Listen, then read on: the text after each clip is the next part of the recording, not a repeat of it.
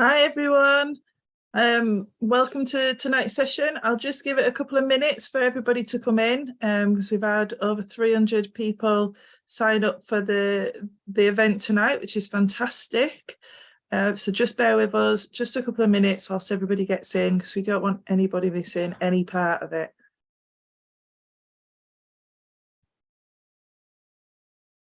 Please feel free to introduce yourself in the Q&A box, who you are and where you come from. So we've got a picture of everybody that's here and hopefully from around the world watching. Thanks, Ian. Solidarity to you too.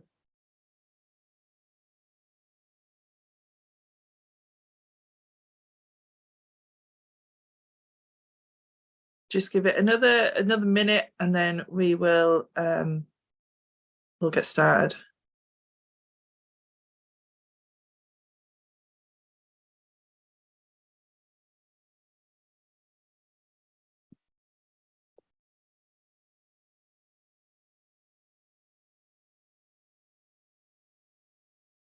Hi, Caroline from Southampton.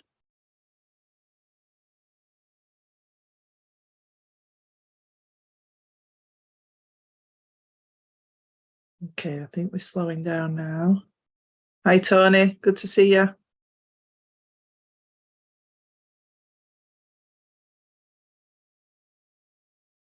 Okay, we'll make a start. I'm Sarah Woolley, the General Secretary of the Bakers Food and Allied Workers Union and Vice President of the GFTU, both of which are affiliated to the Venezuela Solidarity Campaign. And I'm absolutely delighted to welcome you tonight to this online rally. As I mentioned, if you didn't hear at the beginning, we've had over 300 people sign up to attend this evening, which is absolutely brilliant. Because it's important. It's an important event because we're going to look at how the US's illegal sanctions on Venezuela, introduced by Trump and now maintained by Biden, have created a blockade of the country that aims to strangle its economy and achieve illegal regime change, but it's now being beaten back. Additionally, and disgracefully, the UK government endorses these sanctions and is currently supporting the Bank of England, which is refusing to return to Venezuela over £800 million of Venezuela's gold, which is held in its vaults, which could be used for the health and humanitarian programs that they're wanting to run. As the US takes the tiniest moves away from the sanctions agenda, now more than ever, extra pressure is needed on the US and UK governments to end the sanctions and give back the gold. If you didn't hear me at the beginning, please tell us who you are and where you come from in the Q&A box that's there. We'll be popping stuff in the chat through the meeting. We've got a range of fantastic speakers tonight. They've got 5 minutes each, apart from a couple, and they know who they are. And we'll give them a reminder when they're coming up close to time, and we're going to have a bit of a plug for the campaign as well in between. So without any further ado, I'll introduce them one by one, and please make them virtually welcome. I know we can't see you, but you know we know that you're clapping inside. Our first brilliant speaker is Kate Hudson, the CND General Secretary. Kate, you are very welcome. Thanks very much indeed, Sarah. I agree with everything you've said there, and thanks very much for inviting me to participate in this important event, because the truth is that we're seeing continued attempts by the US and its allies, including, of course, the British government, to force regime change in Venezuela. And that's in spite of the illegality under international law of the use of military or economic coercion to bring about a change in government in a sovereign state. Over the last few years, the US has levied a brutal economic blockade on Venezuela. I'm sure we've all seen how it's had the most terrible impact on the lives of ordinary people, the impact on the poor, the sick, the elderly. And of course, we know that tens of thousands of deaths have resulted. And of course, particularly when it was compounded by the COVID pandemic. Following the disaster of Trump, little has changed with the Biden administration. And in its national security strategy, which was published in October of last year, it laid out 3 broad priorities for what it calls the Western Hemisphere. And those are expanding economic opportunities, strengthening democracy, and building security. Well, those are fine words. We're used to that kind of thing. But as we know, really, unfortunately, it's just a lot of old hypocritical flannel. In reality, under Biden, its Latin America policy has been primarily focused on preventing migration to the US and attacking governments of the left. And as that security strategy states, in partnership with civil society and other governments, we will support democratic self-determination for the people of Venezuela, Cuba, Nicaragua, and any country where the popular will is suppressed. Well, I mean, really, that says it all. And as we can clearly see, that means destabilizing these countries, which the US doesn't agree with politically, destabilizing them through political and economic intervention. And of course, as we've seen over many decades in Latin America, US military intervention can never be ruled out. Of course, the US's main strategic concerns, also very clearly spelled out in the policy, are firstly, keeping down China, secondly, dealing with what they call the Russia challenge in Europe, and thirdly, dealing with what they describe as persistent threats. That's North Korea, Iran, and violent extremist organizations, or VEOs, as they are now described. US policy rhetoric makes much of rebuilding alliances and partnerships after the Trump era, but what that actually means is further military cooperation. So, for example, America's complete control of an expansionist NATO, its expansion militarily through the AUKUS agreement to include Australia in its web of bases and nuclear sites. It just seems like the list is ever increasing. And you've probably seen in the media, we're currently seeing what its so-called alliance building with South Korea means. It means sending nuclear weapons submarines to South Korean ports in a show of aggression in the region, whether that's to North Korea or China, you take your pick. So to conclude, Sarah, the US seems to be seeking wars on many fronts, and the threat of nuclear war is ever closer. So we in the peace movement seek a rapid negotiated end to the war in Ukraine, and we're working to do what we can to prevent a war with China. But we do also watch very carefully what is taking place in Latin America. We absolutely oppose the US's brutal economic warfare and its political interventions that are resulting in many thousands of deaths. It's time to put an end to these barbaric policies, and it's time to end our government's complicity with them. Thank you very much. Thanks so much for that, Kate, and for really setting the scene and making it clear what's going on, despite what we're being told by the right-wing media over here. It's important that we've got people like yourselves that are giving a voice to the realities of the world, and we need to make sure that everybody in our trade union movement's listening and learning from that.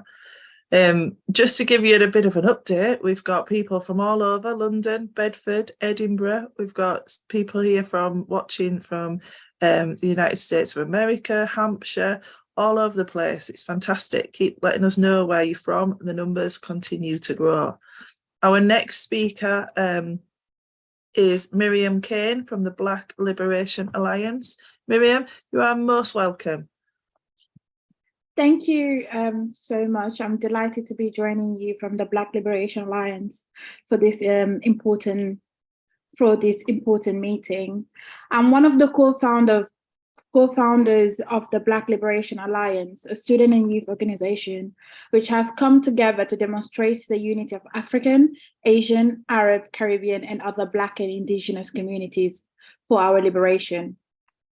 Venezuela constitutions is an example to the world, forbidding racist and sexist, religious and social standing-based discrimination. It enshrined equality and indigenous rights, including the right to their own elected representative on the National Assembly.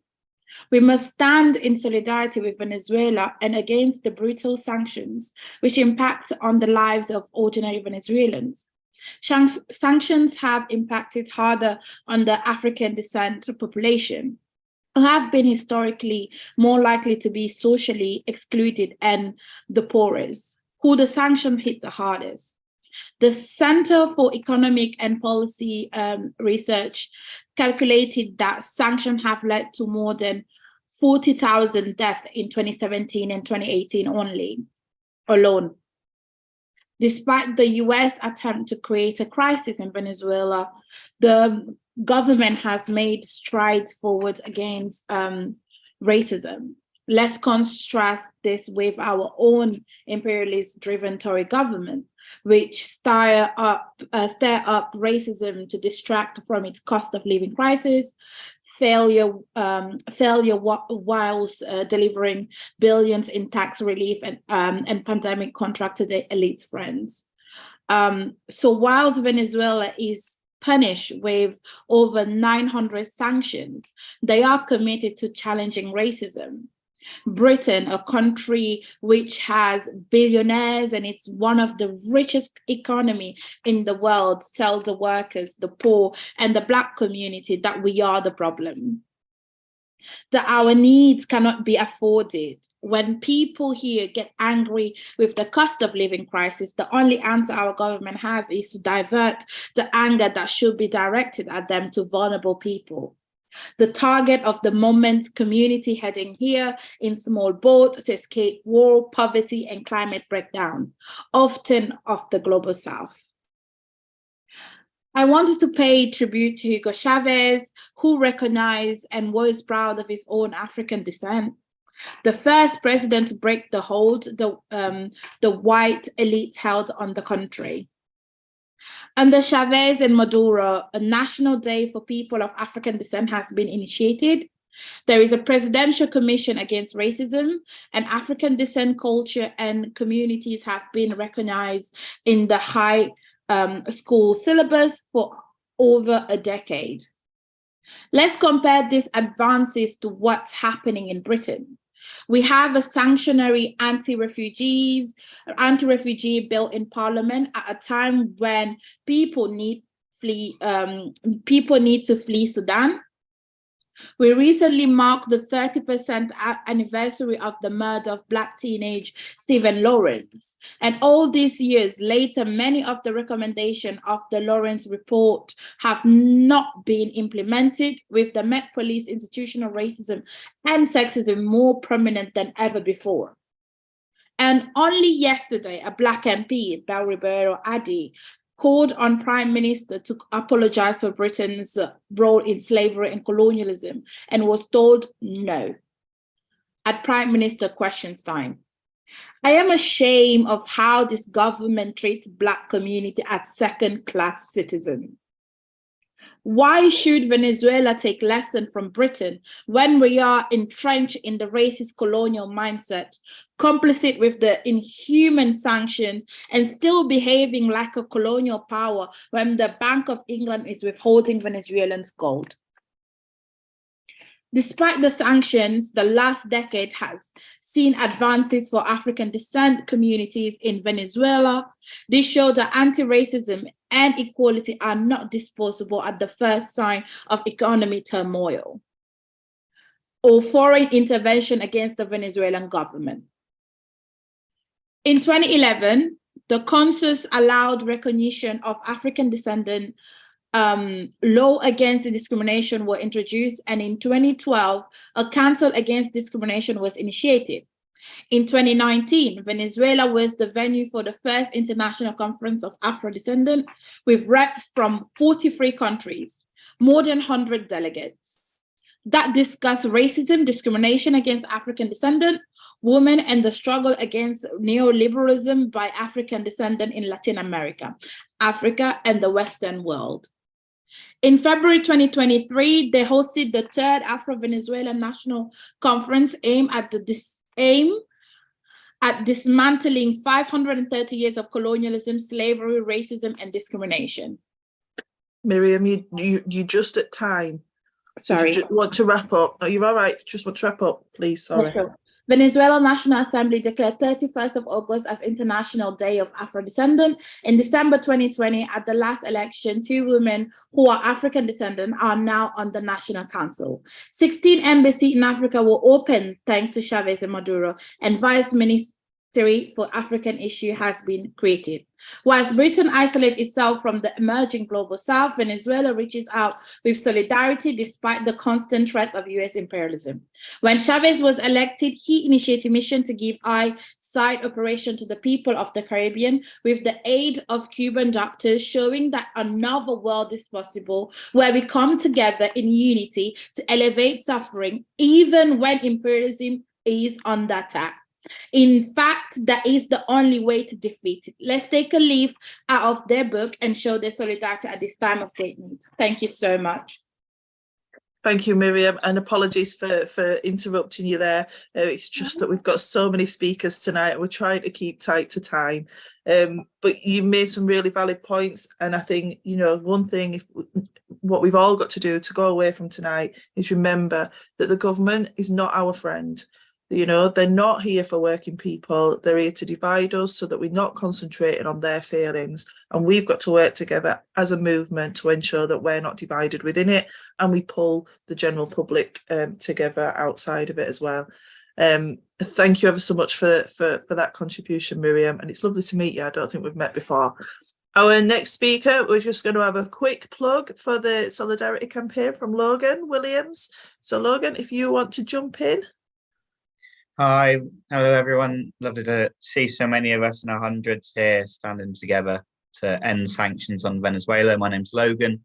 I'm on the VSC executive, and it's my role here today to ask a couple of things of you, if you'll allow me for a brief couple of minutes.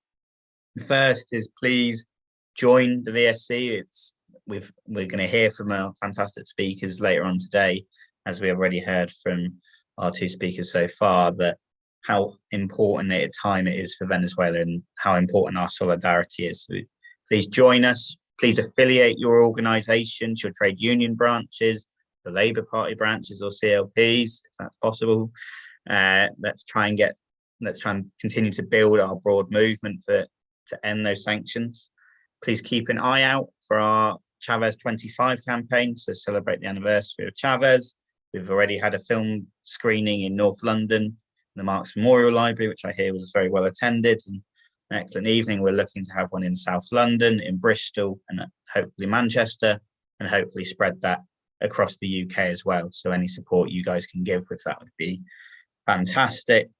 And the third is please donate. Again, we are a volunteer run organisation. We're run purely through your donations and affiliations. So please, we need as much as we can get really to keep this fight going so that we can end those sanctions. I'll let the rest of the speakers have their turn now, because I'm sure it's going to be an excellent evening. I'm really looking forward to it. Thank you. Thanks very much for that, Logan. Appreciate you keeping it short and succinct. Our next speaker is Tariq Ali, a long-term friend of Venezuela and the Venezuela Solidarity Campaign. Tariq, we've met for the first time tonight. You are most welcome.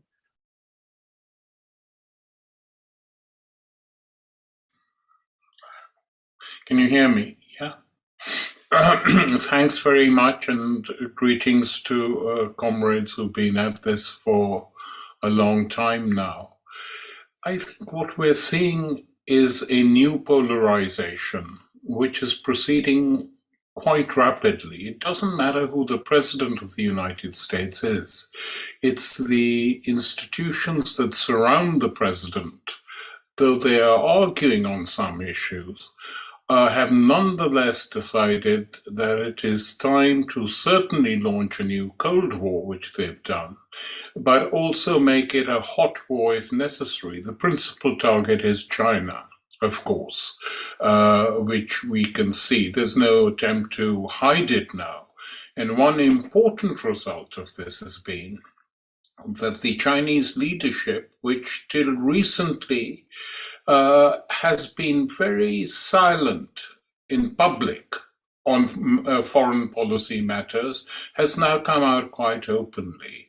And some of the recent speeches from the senior people in the Chinese Foreign Office have been very sharp and critical of the double standards that the West is deploying in its arguments to make war and threaten other countries. Now, South America knows this for a long, long time. In fact, Pompeo, who was in charge of the State Department and the agencies as well, under Trump, doesn't deny it. He says, yes, we have been trying to topple the Venezuelan regime. We do believe in regime change in Venezuela, and, hey, why not? It's our backyard. Going back to the Monroe Doctrine, according to which the United States could intervene in any South American country that they choose. The case against the arguments they're using against Venezuela are utterly hypocritical, based on double standards. They know who is suffering in Venezuela. They have made a number of attempts for regime change, starting with the coup attempt against President Chavez in 2002, and recent attempts to try and topple the Maduro government in recent years. The good thing we have to say is they failed. They thought they would be able to divide the Venezuelan army. They failed. They offered large amounts of money to individual generals, were turned down. So it's been very positive from that angle that the Venezuelan government and the Venezuelan state has managed to keep these people at bay. And today, I think it's today's or yesterday's news, that this totally crooked creep, Guaido, who they implanted as the real president of Venezuela, who was interviewed in every single mainstream Western newspaper, who was recognized by countries in Europe, some countries in Europe, not everyone. He's now fled. He's fled the country. He went via Colombia. The Colombian foreign minister said they came in without permission. Went straight to the airport. He was accompanied by US intelligence agents and other personnel from the United States, and he's flown to Miami. Now, they've given up even on him. And one has to congratulate the United States, because normally when they give up on a politician they themselves have planted, they tend to ignore him or her and hope they'll manage for themselves. In the case of Guaido, they've been kind to him. They've taken him back. They're probably going to look after him in Miami, and they have isolated him because of the way they behaved, even from most of the Venezuelan opposition, which doesn't support it.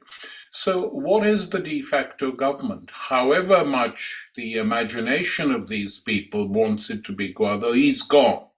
There's one government in Venezuela, and we have to state that very clearly. This is the Maduro government, which they have failed to topple. Now, the second question which comes up is, how can they get away with it? And they get away with it because largely the European Union and its leading countries back them.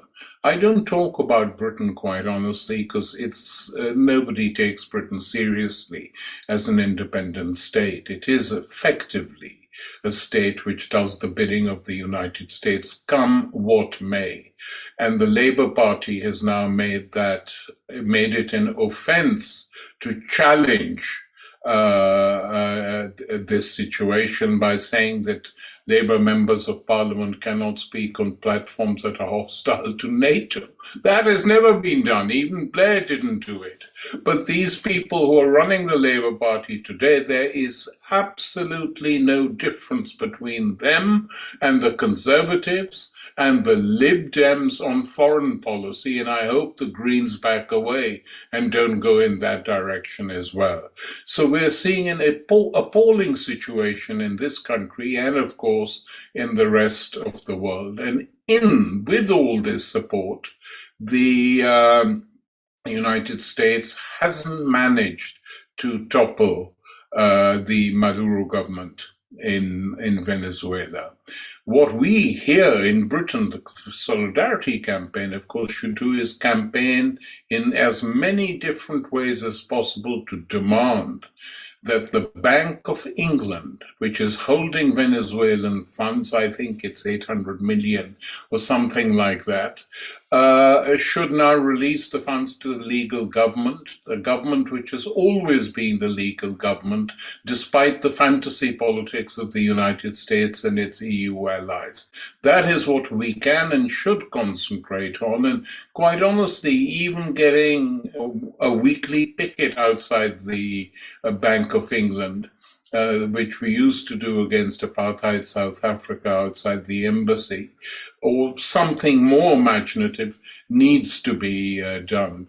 Just will remind you that at the peak of the popularity of the Venezuelan government in the continent, the Venezuelan Solidarity Campaign inside the Parliamentary Labour Party was the largest organized group. I can't remember how many MPs it had, but it was 60 or 70 members of Parliament, not all of them on the left, who backed Venezuela. This they managed to break up, and now no MPs are prepared to open their mouths before the elections anyway. So we have a grim situation, which is why there is a growing need, a continuing need for the Venezuela Solidarity Campaign to carry on working and look for imaginative ways to expose what is going on. Thank you.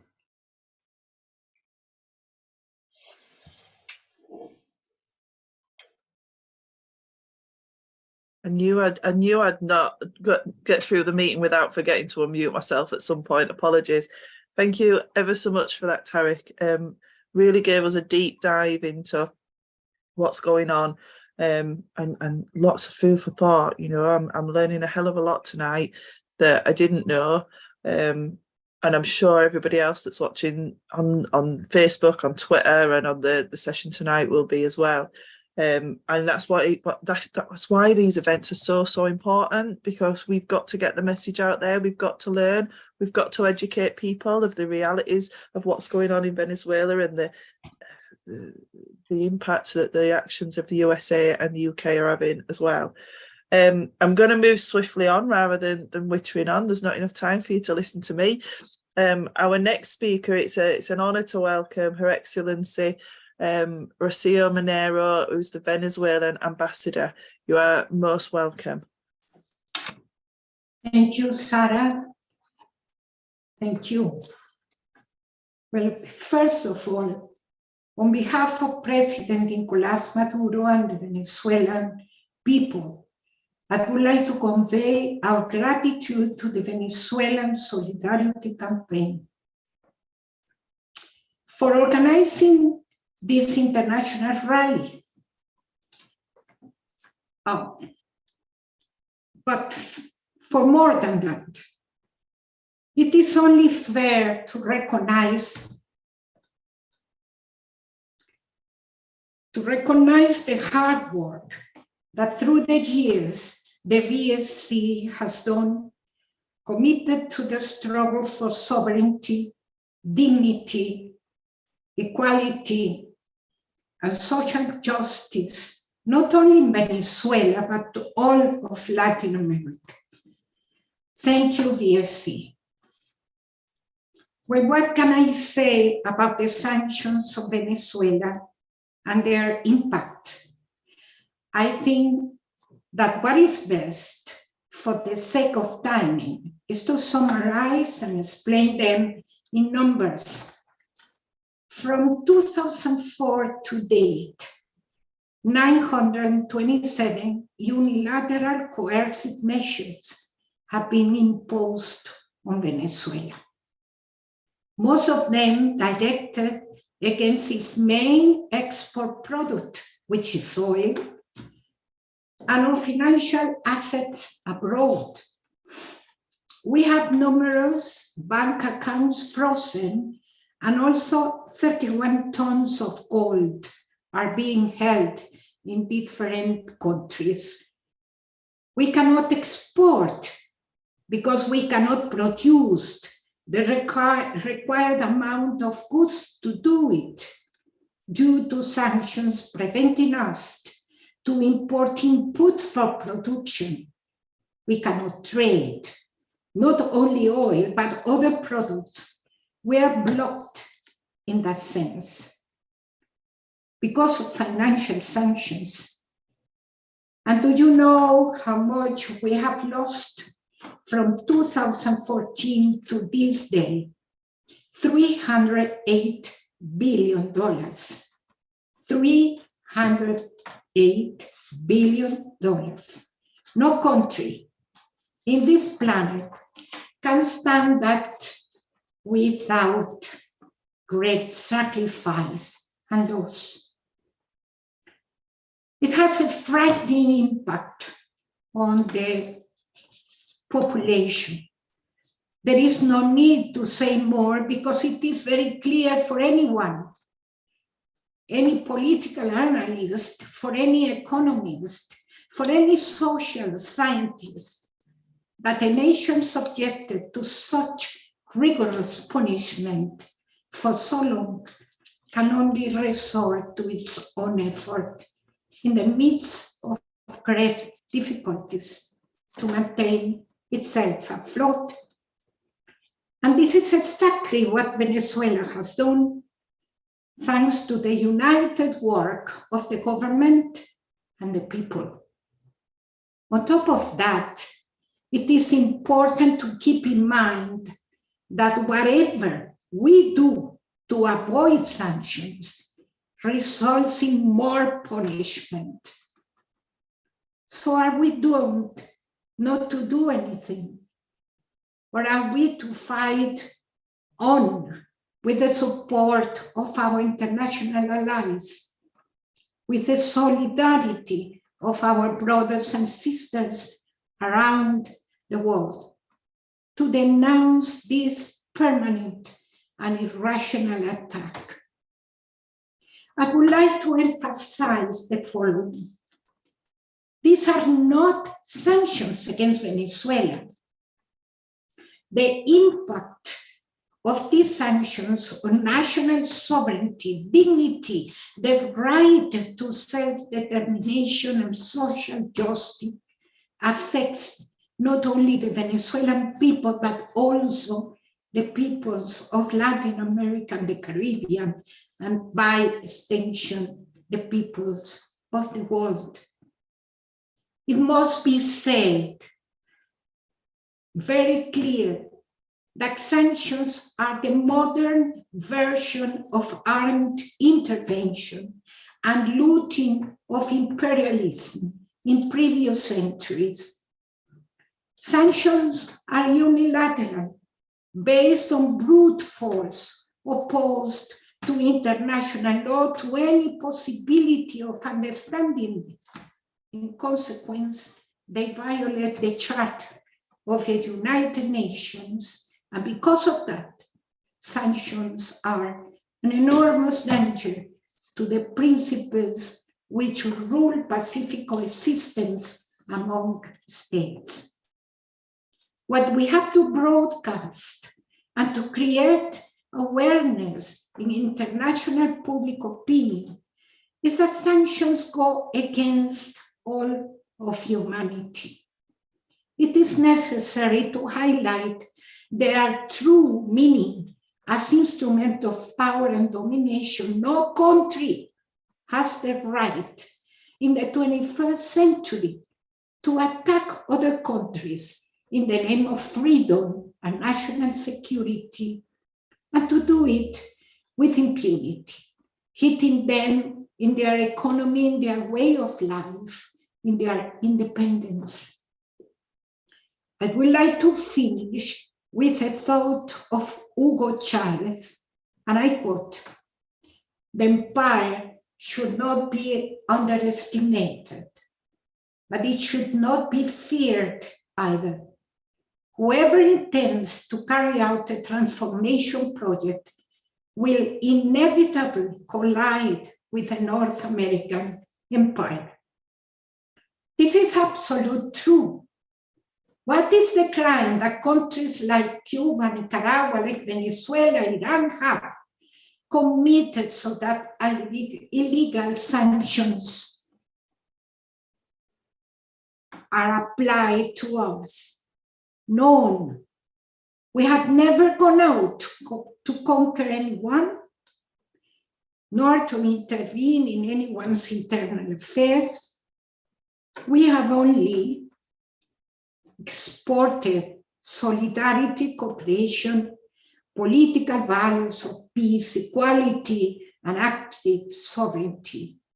We only seek to walk our own path towards well-being and development in peace. Let's fight together to rid imperialism of that power. Union in this fight is indispensable.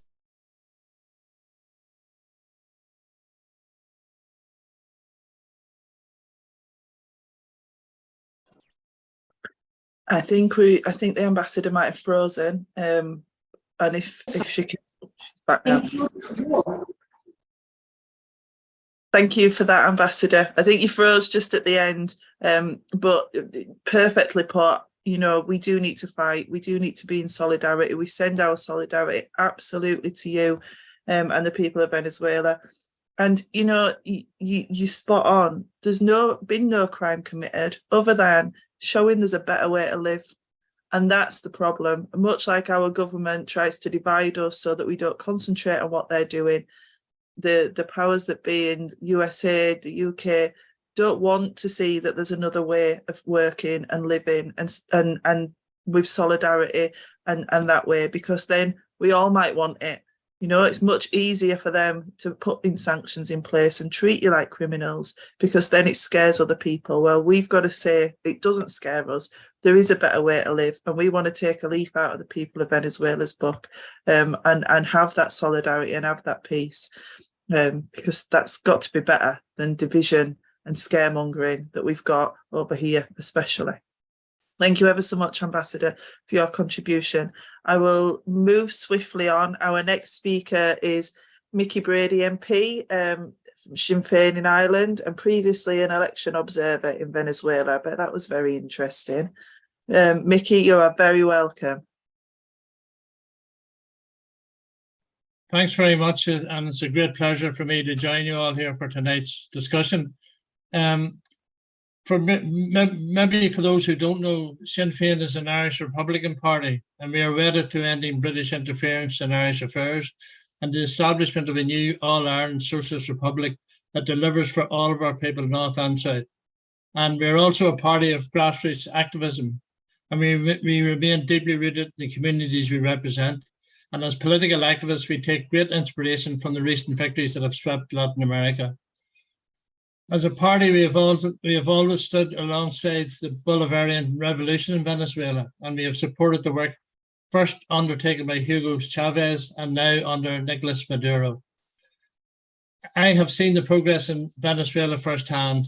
In July 2017, I was invited to go to the Constituent Assembly election campaign as one of the 45 international observers. And acting in this capacity, I sought to ensure and maintain international confidence in what was a crucial election for the Venezuelan people. And we monitored the election. We visited 6 polling stations. I could not see how anyone could find fault in the system in place. The checks and balances for the actual voter were much more thorough and protected than what we would have in our voting systems. And I consider what I saw, and I can only go by what I saw, to be fair and equitable. Unfortunately, recent years have seen a sustained outside meddling in the affairs of Venezuela from various quarters. When I went in 2017, I went on the provision that only the people of Venezuela should determine the future direction of their country, and that remains true today. Sinn Fein is totally opposed to any outside intervention, and those of us of my generation will remember the coup against Chile's Salvador Allende, and be in no doubt such interventions are still being carried out. The techniques might be harder to spot, and they might go about it smarter than before, but it is the same as it ever was. And of course, the establishment will always deny any involvement in destabilisation. Given Ireland's history, we feel that Dublin needs to do more to stand firmly as a voice for the colonised and the oppressed of the world. Unfortunately, Ireland can often still be stuck in a colonial mindset, particularly at government level in Dublin. Ireland is one of the only countries in Western Europe that has consistently had a conservative government since for the last over 100 years, actually since partition and the establishment of the Free State. Ireland needs to stand firmly as a voice for the colonised and the oppressed of the world, and it needs to stand on the side of the poor and marginalised, and not on the side of those who are stripping the planet of its resources for the benefit of the few. That is why we believe the Irish government needs to improve its bilateral trade and political relationship with progressive governments in Latin America.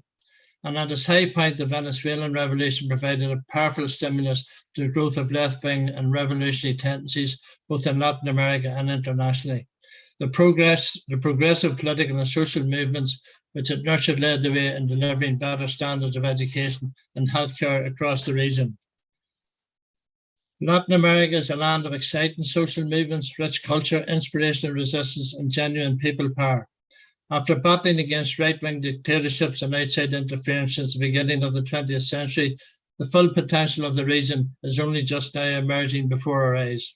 The progressive struggles that we are now beginning to see provide us with a fresh perspective and hope against the challenges of globalization, climate change, and tackling hunger. So be in no doubt, comrades, Sinn Féin will always stand firmly on the side of the colonised and the oppressed. We will uphold the principles of democracy, human rights, and self-determination, and oppose poverty, inequality, imperialism, and oppression, because ultimately more unites us than divides us. Meetings in Ghana like tonight help reaffirm this, and thank you again for letting me share a few thoughts.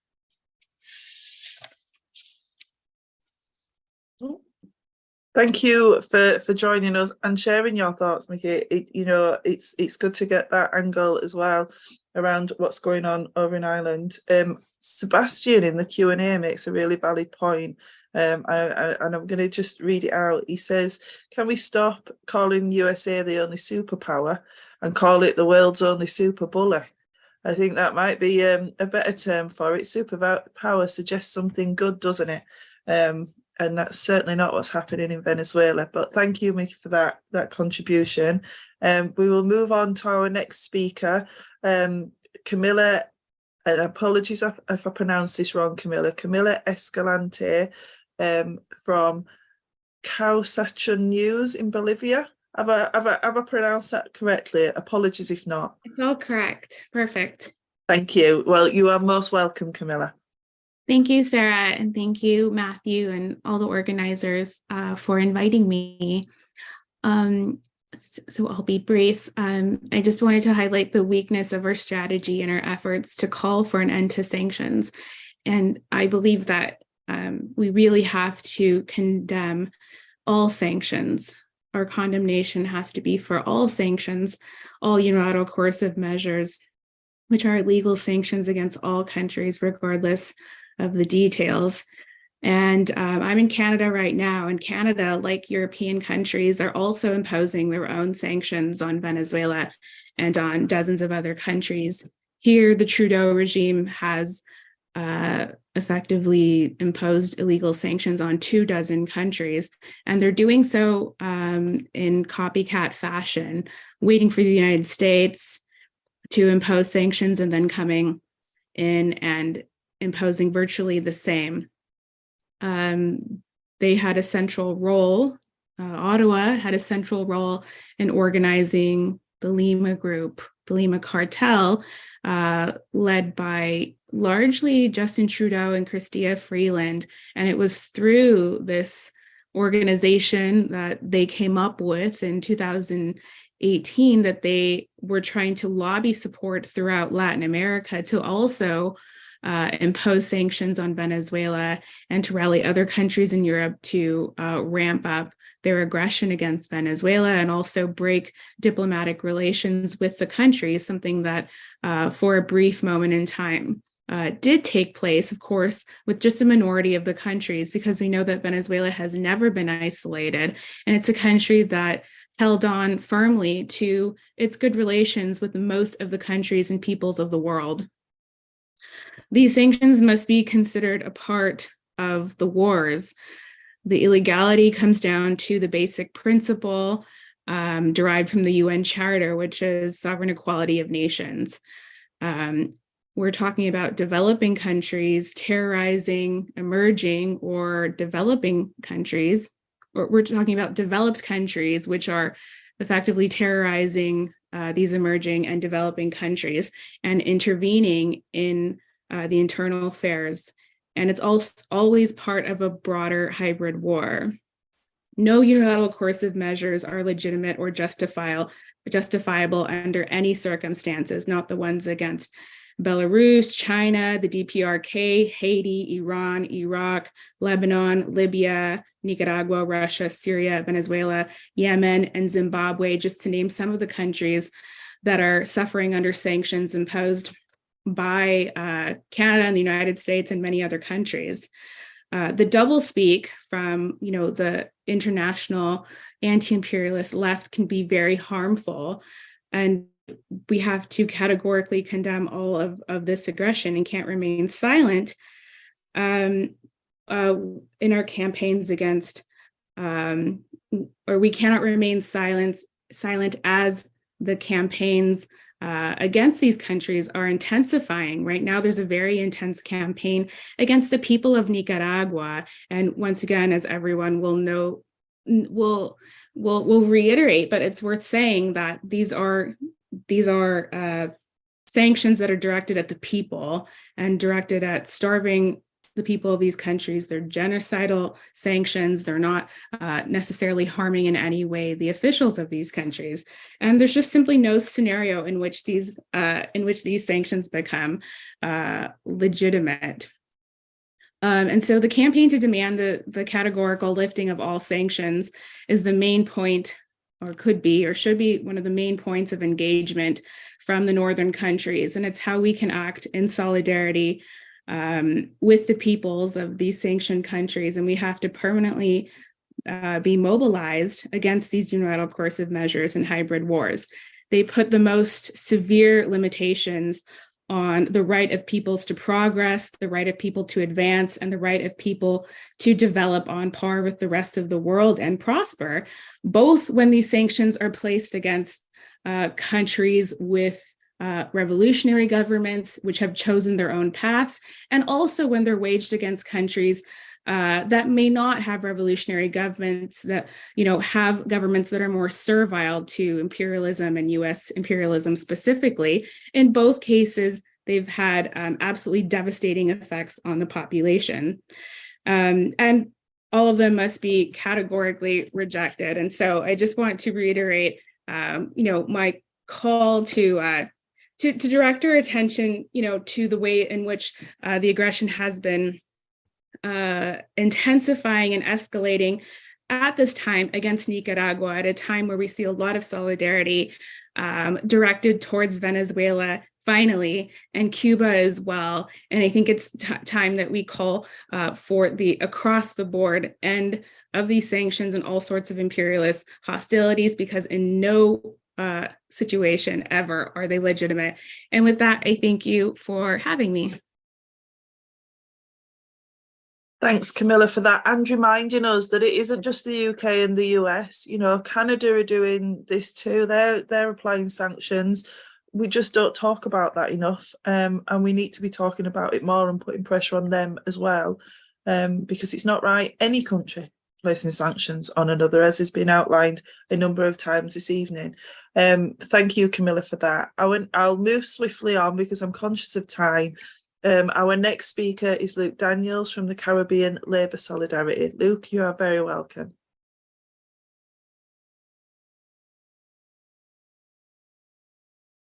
You're on mute, Luke. You've done it now. I knew I won't be on my own.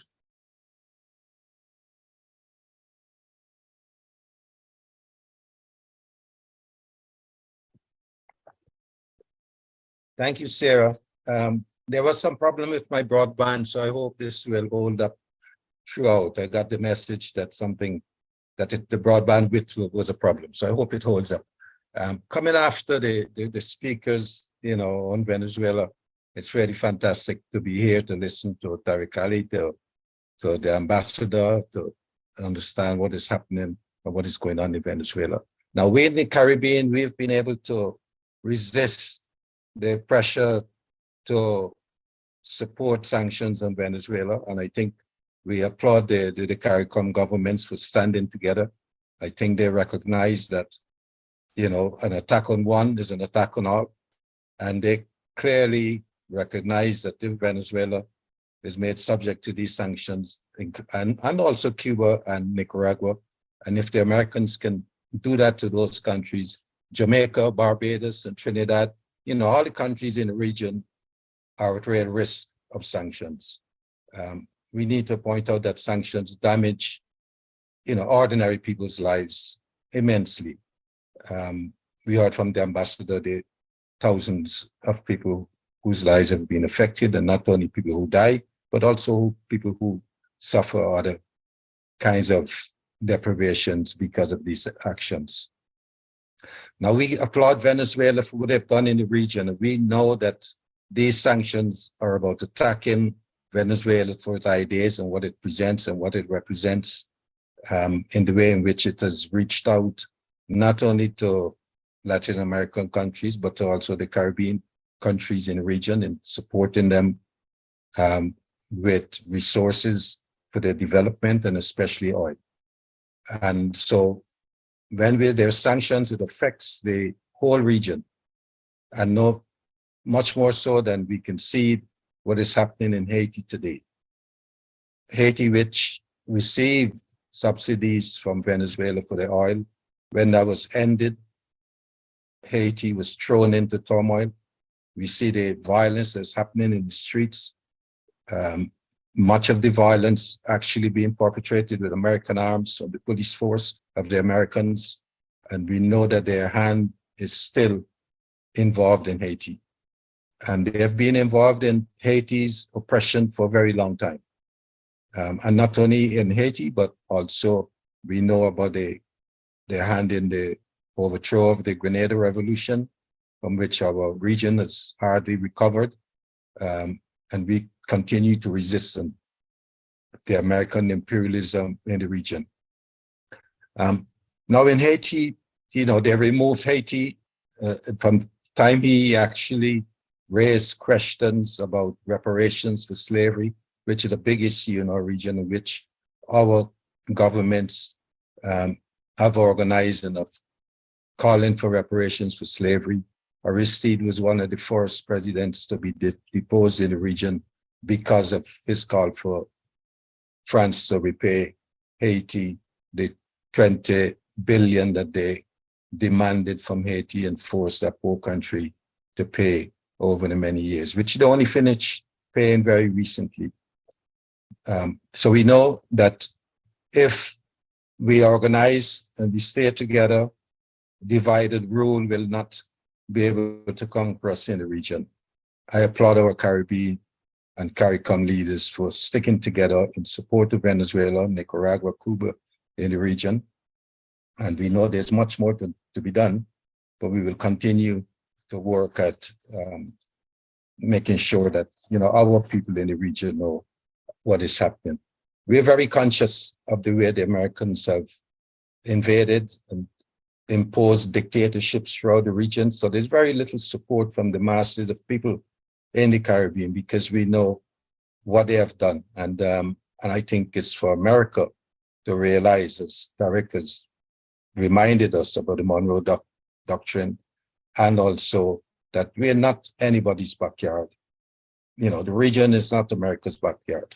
We're not fooled by the democracy that they try to impose on us, their so-called democracy, whilst they try to destroy the real democracies like Venezuela, where people have a say in what is really happening in the country, and also the example that Little Grenada showed for the short time that the revolutionaries was in power, with very little resources, able to provide free education, health, and social services for people.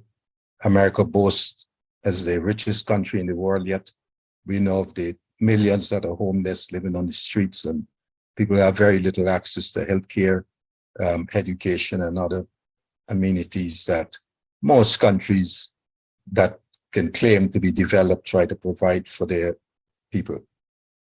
So they are no example to us, and we are not fooled. We need to say to them that, you know, we want you to respect our sovereignty in the region.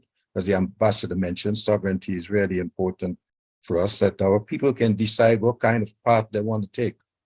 And we don't feel that democracy is delivering from our people in the region. So we see solidarity, socialism as a way forward in the Americas, and we applaud and look to Venezuela, Cuba, and Nicaragua as examples of what our countries can be. So I will end by saying viva to Cuba, viva Nicaragua, viva Venezuela. Thank you. Thanks ever so much, Luke, for that fantastic contribution, and giving us a wider picture, and absolutely solidarity to yourself as well. And thank you for all the work that you're doing to get the message out there, much wider than we can do.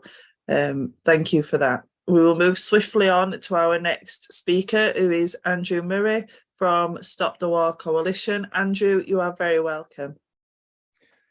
Thank you, Sarah, and thank you to VSC for inviting Stop the War to join you this evening. I bring you greetings and solidarity from Stop the War, and we certainly fully endorse the central demand here today for lifting of the illegal sanctions against Venezuela. We do that, many of the reasons have already been outlined, not least by the ambassador, but because sanctions are an act of war. They may not be an act of military aggression, but they are attempts to coerce countries into doing the bidding of the USA and its allies above all. In that sense, the struggle against sanctions forms part of the worldwide movement against war. Latin America has been a beacon of progress and social advance this century, at a time when the European left has been largely in disarray and had marginal social impact. And that is the reason that it has earned the hatred and hostility of the USA.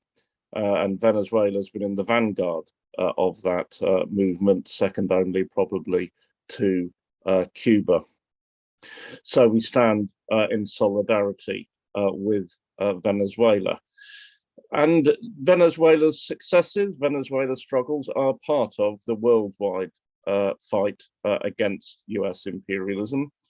If the USA has not militarily attacked countries in the region this century, as it would have done in the past, that is largely due to the resistance of the peoples themselves, but also due to the defeats that the US has suffered in Iraq and Afghanistan and elsewhere, which have shown the limitations of its military power and have shown that it can be defeated, because a victory against US imperialism anywhere in the world is a victory for everyone who is fighting for independence, sovereignty, and social progress.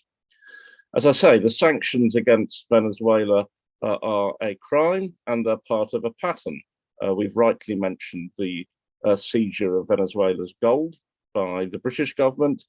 We should also mention here the recent seizure of £7 billion of funds belonging to the government of Afghanistan, one of the poorest countries in the world, which were seized quite illegally and arbitrarily by the Biden administration following the military humiliation in Afghanistan 2 years ago. So we have to fight against sanctions worldwide, and we do that in the knowledge that the ground is shifting. The US is able to impose sanctions on such a promiscuous basis because of the hegemonic role of the dollar in the world economy, where countries have to use the dollar for trade and international economic purposes, and that then puts them to a degree in the hands of the US.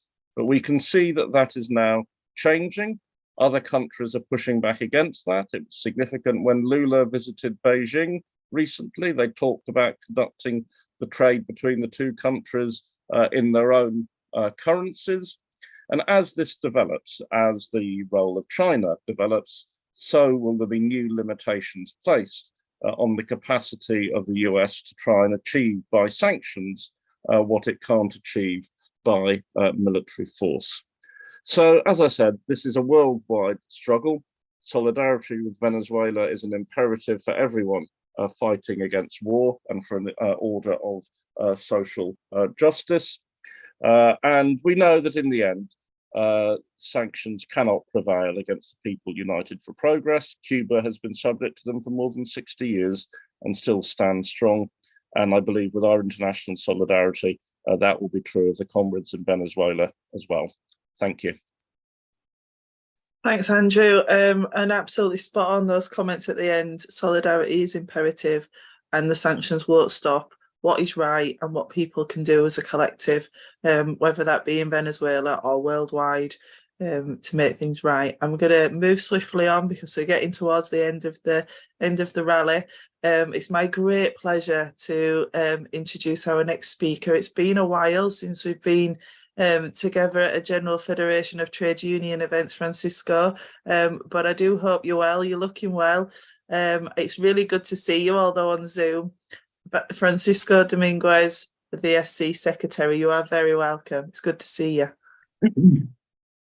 Good to see you as well, Sarah. Thank you very much for chairing the meeting, and it's a great meeting. I think it's very clarifying in many respects.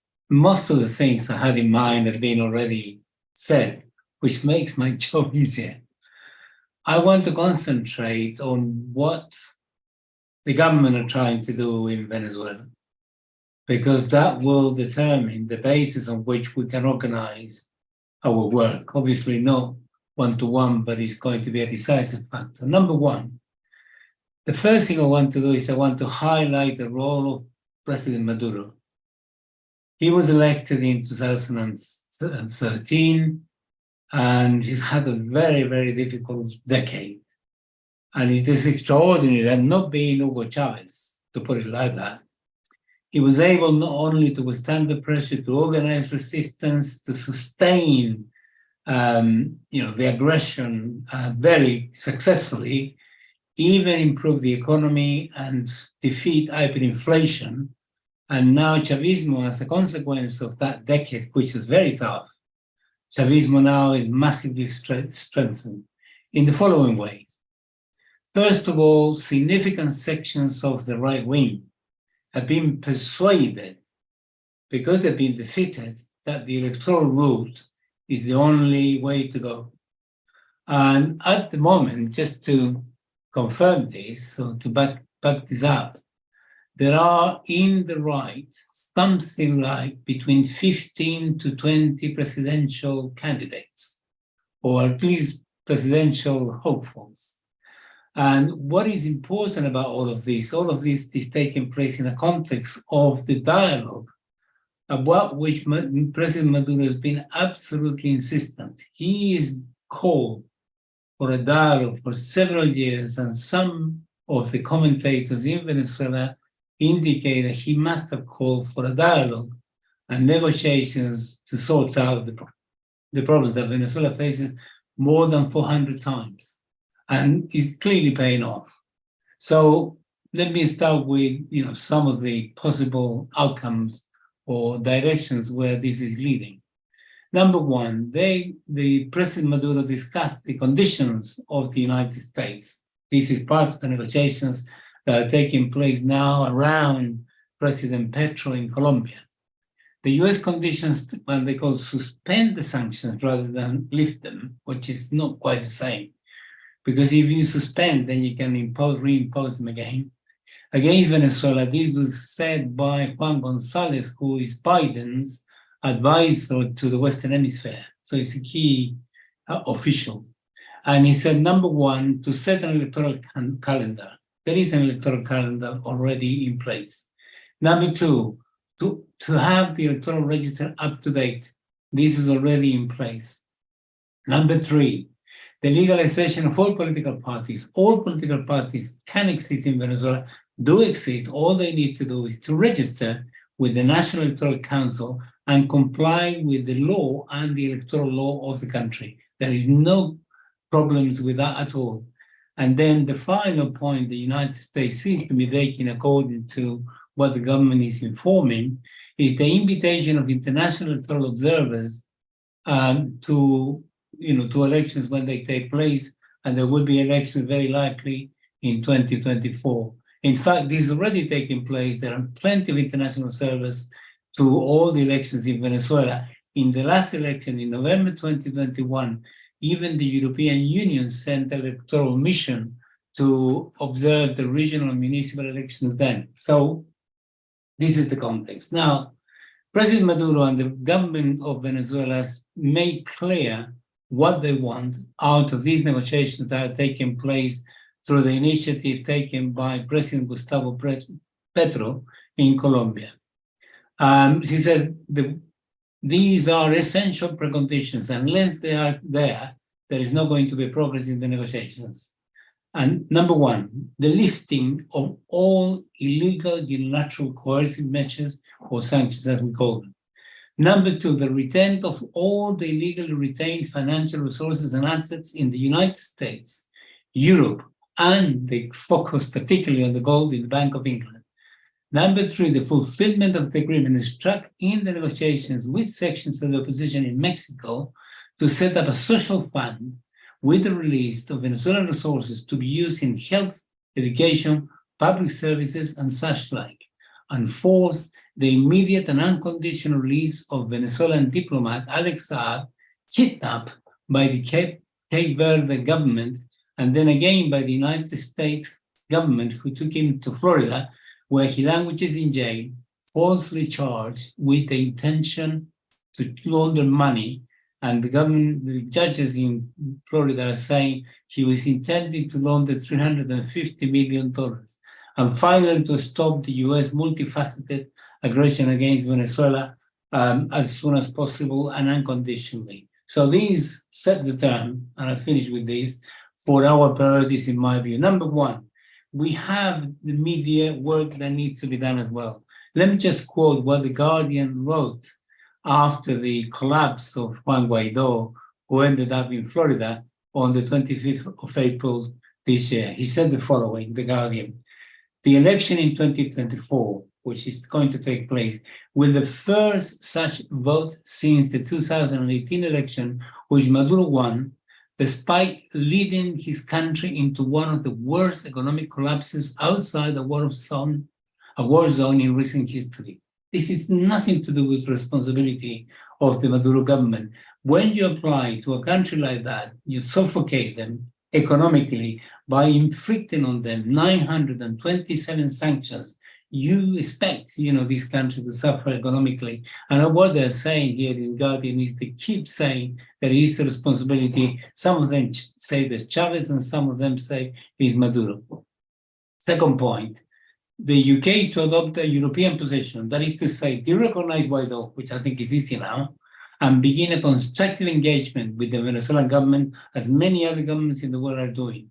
And number two, the UK government to return the gold to the people of Venezuela, 31 tons of it, through the PNUD, which is the United Nations Development Program, to be used to purchase health input, food, etc.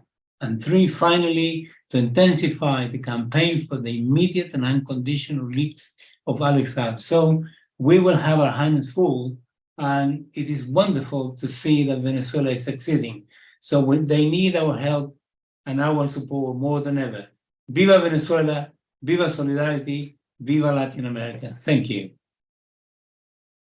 Thank you so much, Francisco. It's brilliant to see you, and thank you for that fantastic contribution. I'm going to move swiftly on because we've got only a few minutes left. And before I bring in our special guest from Venezuela that's going to conclude the rally, we've heard from our speakers tonight the truth about what's happening and how it's absolutely key now to oppose the external intervention in Venezuela and make sure we loudly call for an end to US sanctions. And of course, the UK government, should also return Venezuela's gold. What kind of solidarity can we offer? We can help by joining VSC as an individual, affiliating your trade union branch, hosting speakers on Venezuela. We've had some phenomenal speakers tonight that can get the message out and educate and teach people what's going on. Giving a donation and doing the online action links that have been posted throughout the session in the chat, or doing all of them. Let's make a bid to do each and every single one of the calls to actions that we could possibly do. The Venezuela Solidarity Campaign does a lot of work for an organisation that's got a tiny budget, so any support that we can give really does make a huge difference to the work that they can do. Thank you to everybody for coming. I am now going to introduce our last speaker, Carlos Ron, the Simon Bolivar Institute for Peace and Solidarity, Venezuela. It's an absolute pleasure to have you with us today, Carlos. You are very welcome. Well, thank you, Sarah, and it's a pleasure to see everyone. I want to thank everyone also from the Venezuela Solidarity Campaign, and it's great to see friends and Ambassador Maneiro as well. Let me, a lot has been said, and I don't want to be redundant, but I think it is important to see that this struggle that Venezuela faces against these unilateral coercive measures is a struggle that we face in the name of humanity. And I'm not trying to be poetic here. I really mean that if we don't realize this is an attack on all that we that our people's struggles for freedom around the world stand for, then we are going to be in trouble for the coming generations. Tariq spoke very well about he mentioned the Monroe Doctrine, and this is the 200-year anniversary of that doctrine.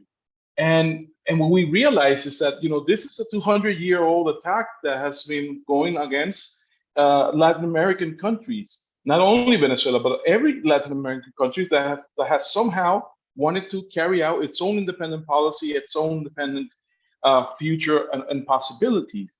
And the vision of the United States and of the imperialist orientation of its government and its institutions is that, yes, at the time in 1823 they were talking about cutting off the region from European interference.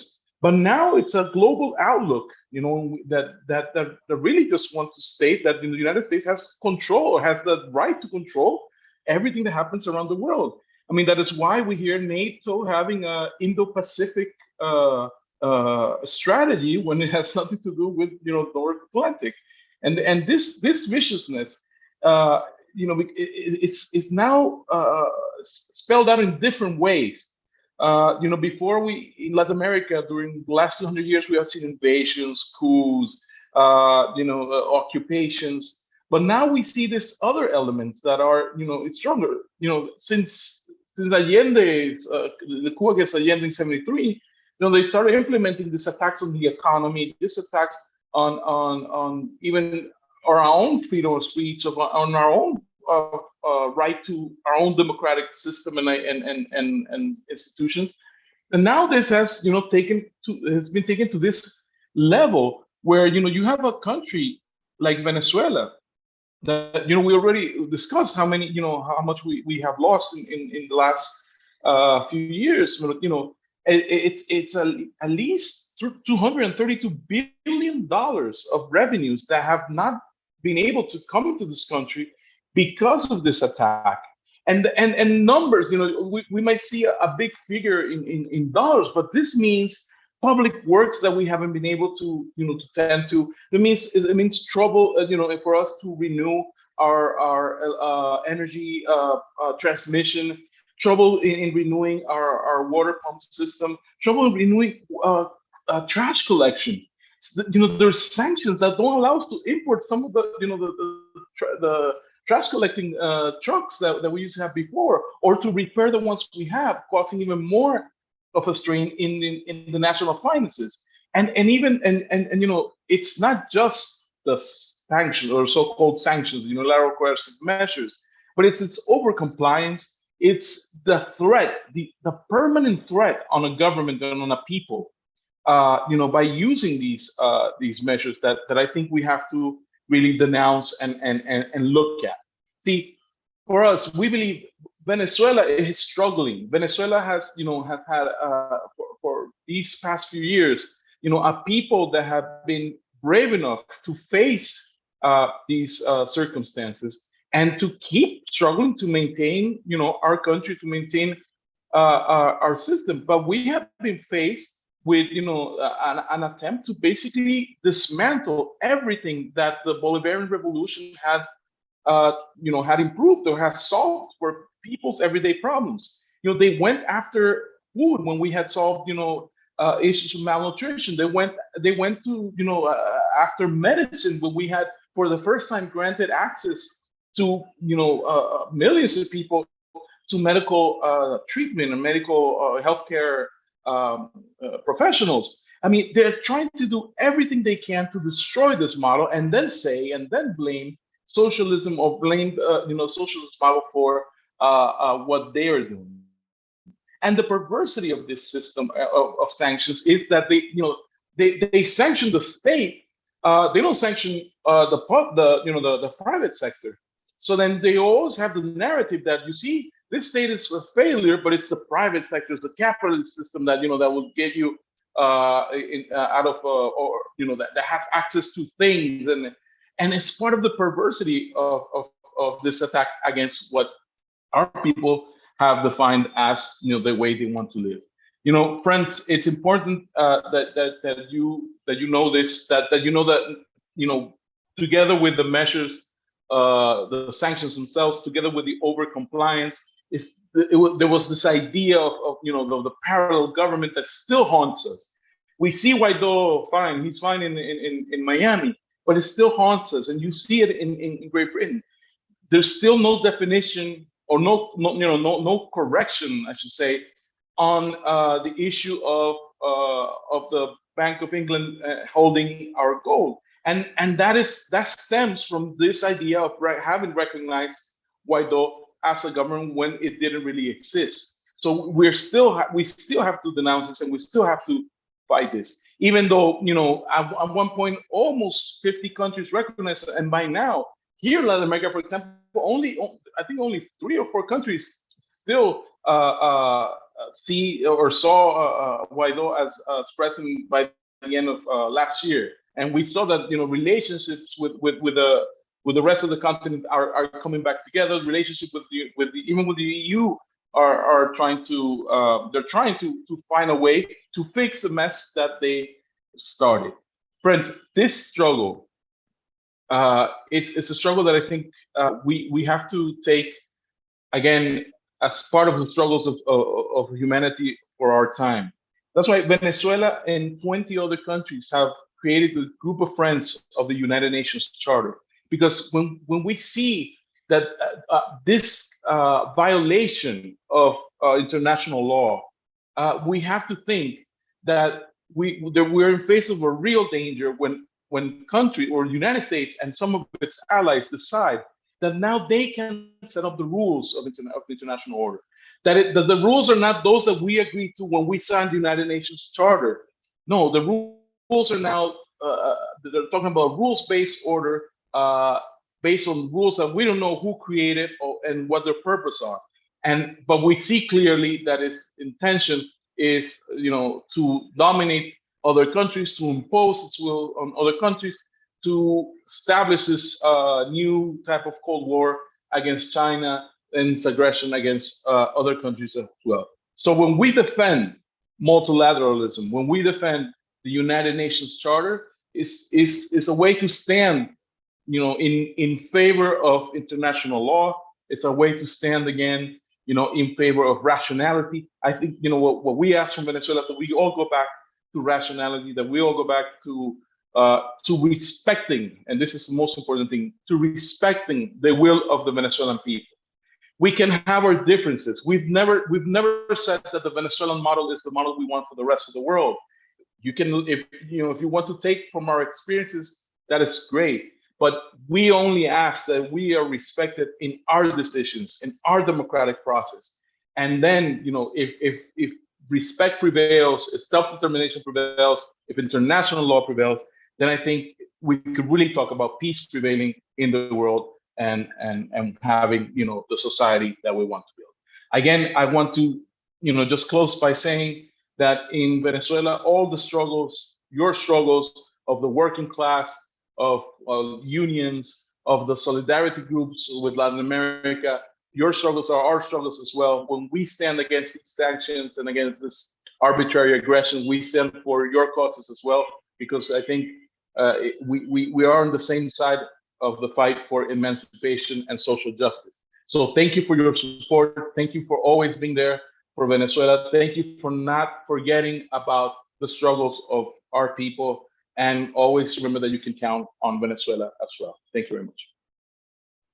Thank you so much for that, Carlos. What a way to finish what has been a phenomenal rally with some fantastic speakers. Absolute solidarity to you as well.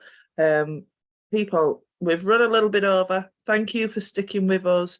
I hope you've enjoyed the rally as much as I have. I've learned lots, and I'm sure you will have done too. Make sure you sign up to all the petitions, to the solidarity campaign. Speak to people about what you've heard tonight. Let's get the message out. Let's get the realities of what's happening in Venezuela and beyond out there, and debunk some of the crap that we get told in the right-wing media that's just not right. Solidarity to you all. Enjoy the rest of your evening. Thank you to our amazing speakers and to VSC for putting this on. Good night.